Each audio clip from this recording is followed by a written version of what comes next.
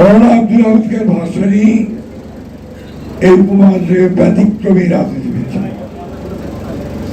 মৌলানা ভাই খুব পরিষ্কার করে দীর্ঘ আলোচনা আরো তিনি তার জীবনের বিশেষ সবগুলো স্তর বর্ণনা করেছেন। এমন একজন রাজনীতিবিদ যিনি নিজের সুখ,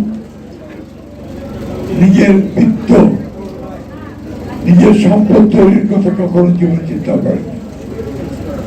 আপনারা যদি কখনো সন্তোষে গিয়ে থাকেন, টাঙ্গাইলের সন্তোষে,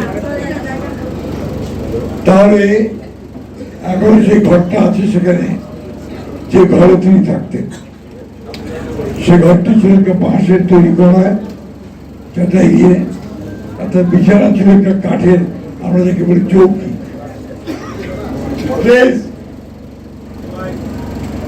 কাঠের চৌকি, তার মধ্যে একটা পাতলা তোষক চাদর দিয়ে তিনি থাকতেন। মশারিটা পেছনে ওই বাঁশের বেড়ার মধ্যে লাগানো থাকে। এই দৃশ্য যারা দেখেননি তারা চিন্তা করতে পারবে। আমি যে কথা বলছি যে তার জীবন যে কতটা সহজ এবং স্বাভাবিক ছিল এবং একেবারেই সাধারণ মানুষের মতো ছিল, এটা ওঠে না দেখলে পাওয়া যেত না।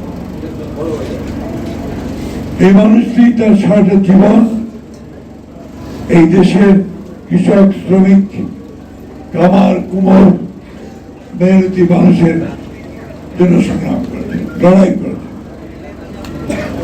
তার সম্পর্কে বহু গল্প আছে, বহু ইতিহাস আমাদের বিশিষ্ট ইতিহাসবিদেরা, সমাজবিদেরা তার উপর অনেক রিসার্চ করেছে।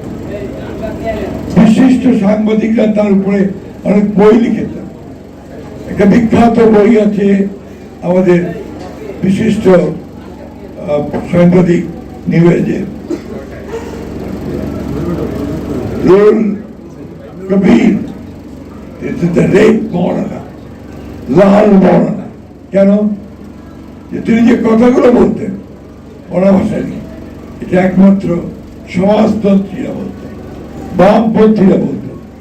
তিনি বলতেন যে এই দেশে সাধারণ কামার, কুমার, কৃষক, শ্রমিক, মেহনত মানুষের উন্নয়ন ছাড়া কোনো উন্নয়ন হতে পারে না, যেটা ছিল তার সঠিক বক্তব্য। এবং অনেকে তাকে বলতো তিনি সমাজতন্ত্রী, কেউ তাকে বলতো ইসলামপন্থী, কিন্তু তিনি কখনো এই দুটোর মধ্যে বিরোধ দেখতে পাননি।